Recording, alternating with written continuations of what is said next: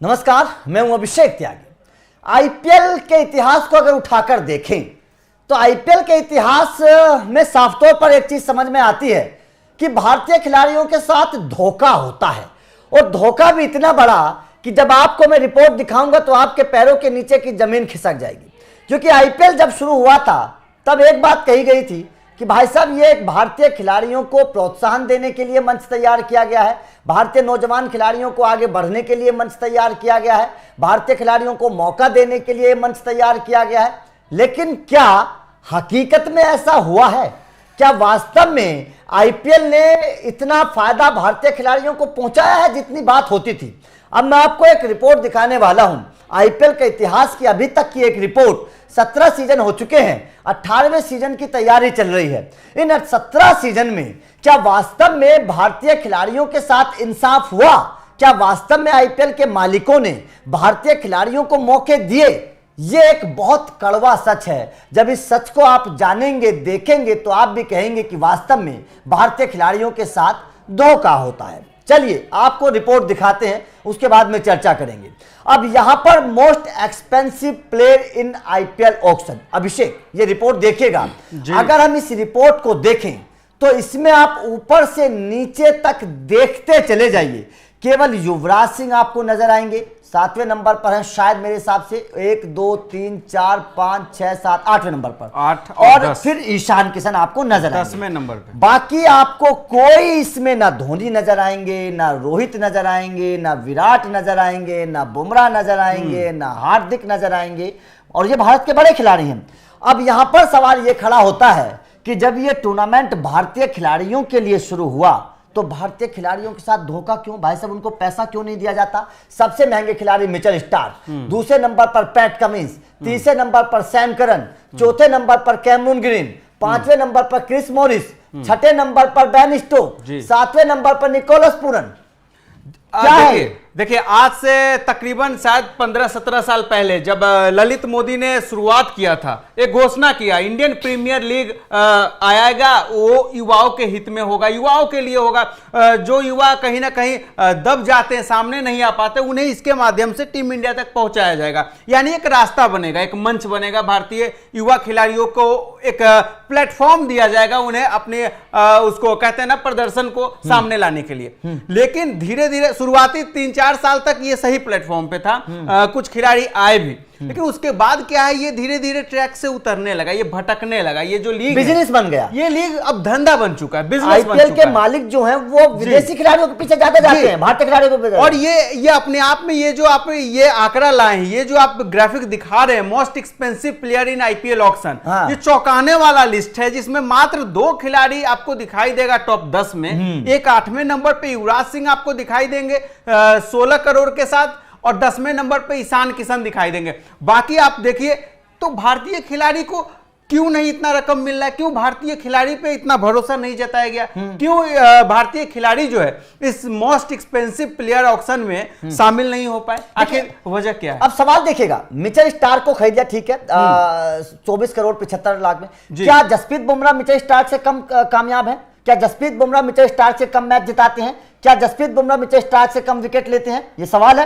जसप्रीत बुमराह को इतनी रकम क्यों नहीं मिलती? पैट कमिंस है, सैम करन ऑलराउंडर हैं, कैमरून ग्रीन ऑलराउंडर हैं, बेन स्टोक्स ऑलराउंडर हैं, इन 3 को मोटी रकम दी। क्या हार्दिक पांड्या से कम ऑलराउंडर हैं? क्या हार्दिक पांड्या ने मुंबई को इनसे कम यही उठ रहा है ना? फिर तो इसको फॉरेन प्रीमियर लीग बना दो ना। बिल्कुल सही बात है, इंडियन प्रीमियर लीग से फॉरेन प्रीमियर लीग नाम बदल दो। जब विदेशी खिलाड़ियों पे ही आपको एक्सपेंस करना है, उन लोगों पे ही खर्च करना है, उनको बढ़ावा देना है, आप अपने इंडिया के दर्शकों को दिखाना चाहते हैं, आइए इनकी योग्यता देखिए, इनके स्किल देखिए, तो आप कहीं ना कहीं अपने यंग प्लेयर को आप डिमोटिवेट कर रहे हो। 20 लाख में उनको देखिए जाकर। आप सोचे रिंकू सिंह को 55 लाख मिलते हैं, बड़े बड़े टैलेंट आपको 20 लाख 55 लाख में रिंकू सिंह जैसा 55 लाख है, और यहां देख लीजिए कितनी मोटी मोटी रकम। और देखिए बेन स्टोक्स 16 करोड़ 25 लाख रुपए ले गए, मैच खेले एक, मैच खेले एक। वही ऑक्शन के दिन होता क्या है, जब कोई भारतीय खिलाड़ी अगर करोड़ में 1-2 करोड़ के आसपास आ जाता है, मानी जाती है बहुत बड़ी उपलब्धि है, बहुत जैसे इन्होंने बहुत बड़ा कृपा कर दिया हो 1-2 करोड़ रुपए देकर। नहीं तो आप अमूमन देखेंगे 50 लाख 70 लाख 20 लाख के आसपास ही आपको भारतीय यंग खिलाड़ी जो है, टैलेंटेड खिलाड़ी, वही आपको मंडराते नजर आएंगे। और जैसे ही कोई लिस्ट में कोई विदेशी प्लेयर आ जाता है, चाहे वो नया ही क्यों ना हो, मतलब अंधाधुंध बीबीएल में कहीं खेलते देख लिया, कहीं किसी लीग में खेलते देख लिया, तो उस पर अंधाधुंध पैसों की बारिश। अब कैमरून ग्रीन को देख लो, 17.5 करोड़ रुपए में पहले मुंबई ने खरीदा था, फिर ट्रांसफर कर दिया था आरसीबी को, और दोनों साल के रन मिला लो इनके, कैमरून ग्रीन के जितने करोड़ रुपए हैं उतने रन नहीं बनाए हैं। तो कुल मिलाकर सवाल यही है कि भाई साहब विदेशियों पर पैसा क्यों? अगर इतना पैसा भारतीय खिलाड़ियों को दिया जाए, उनका मनोबल बढ़े, उनके साथ साथ बाकी खिलाड़ियों का भी मनोबल बढ़े। भारतीय खिलाड़ियों को अब पूरा पैसा तो आप लुटा देते हैं विदेशियों पे, तो भारतीय खिलाड़ी कहां से अमीर होंगे, कैसे पैसा लुटाते हैं से लुटाते हैं। प्रदर्शन भी 1-2 खिलाड़ियों को छोड़ दे तो उस तरीके का खास नहीं आता है। और कई खिलाड़ी तो पैसा लेने के बाद जब मैच का जब दिन आता है, जब शेड्यूल जारी होता है, तो कहते हैं हम इंजर्ड हो गए। उसी तरीके के खिलाड़ी थे, एक मैच खेले थे बस। अपने आप को अनअवेलेबल बता लेंगे। मिचेल स्टार्क ने भी वही किया था पिछले कुछ सीजन, हम भूल नहीं सकते। बेन स्टोक्स है, स्टोइनिस है, बड़े बड़े खिलाड़ियों को हमने देखा इस तरीके से बिकने के बाद फिर अपने आप को या तो अनअवेलेबल बता लेंगे पूरे टूर्नामेंट से, या फिर वो आधे टूर्नामेंट खेलकर कह देंगे हमारे लिए इंटरनेशनल क्रिकेट ज्यादा मायने रखता है, 20 टूर्नामेंट से उड़ जाएंगे, निकल जाएंगे छोड़कर। तो फिर ऐसे खिलाड़ियों पे क्यों एक्सपेंस किया जा रहा है? आप अपने यंग टैलेंट पे एक्सपेंस करिए ना कहीं उन पे अगर खर्च किया जाएगा तो उनका आत्मविश्वास बढ़ेगा, उनका मनोबल बढ़ेगा कि हमें इतना तवज्जो दिया जा रहा है तो हम भी अपने गेम की बदौलत कुछ करें। बिल्कुल, बीसीसीआई को कुछ दे, टीम को कुछ दे।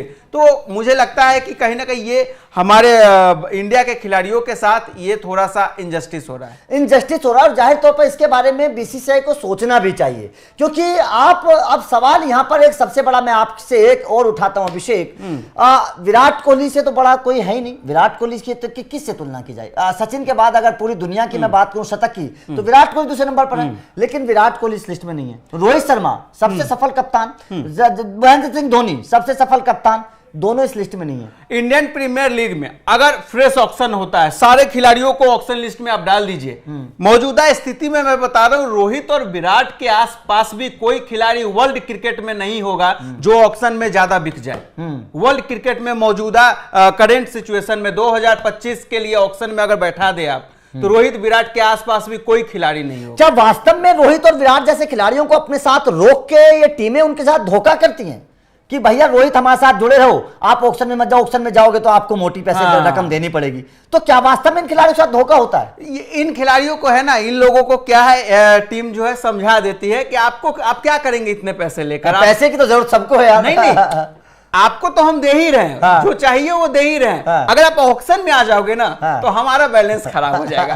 तो इसलिए समझा देते हैं कि आप ऑक्शन में मत आइए, बाद बाकी जो है एक औसतन जो है आपको एक जो रकम होता है वो तो हम दे ही रहे हैं। अब देखो दिल में दर्द क्या है ना अभिषेक, इसलिए होता है कि मिचेल स्टार्क को आप 24 करोड़ दे देते हैं जबकि वो 2 मैचों में परफॉर्मेंस करते हैं, और जसप्रीत बुमराह को आप वही गिने चुने रकम देते हैं। तो दिल में दर्द इसलिए होता है कि हमारी लीग है, मतलब कहते हैं ना कि अपना घर है और अपने घर से कोई दूसरा इंसान डाका डाल के ले जाए तो दिल में दर्द होगा ही ना भाई। अपनी कमाई है और अपनी कमाई को आप दूसरे को लुटाते रहो तो भाई दिल में दर्द होगा, वो बीमारी है, दर्द इसलिए होता है। 20 करोड़ 24 करोड़ स्टार कमीज, मैं इस जगह 18-20 करोड़ के अपने बुमराह को देख रहा हूँ। बुमराह पे आप खर्च करिए। आप रोहित विराट की तो बात हम कर ही रहे हैं, साथ में आप रिंकू सिंह पे इन्वेस्ट करिए जो रिंकू ने करके दिया है। हार्दिक पांड्या पे आप करिए, आप ईशान किशन पे बेशक कर सकते हैं, लेकिन 8वें नंबर 10वें नंबर पे वहां ऋषभ पंत इस लिस्ट में नहीं है। ऋषभ पंत लिस्ट में नहीं है, चौंकाने वाला नाम है।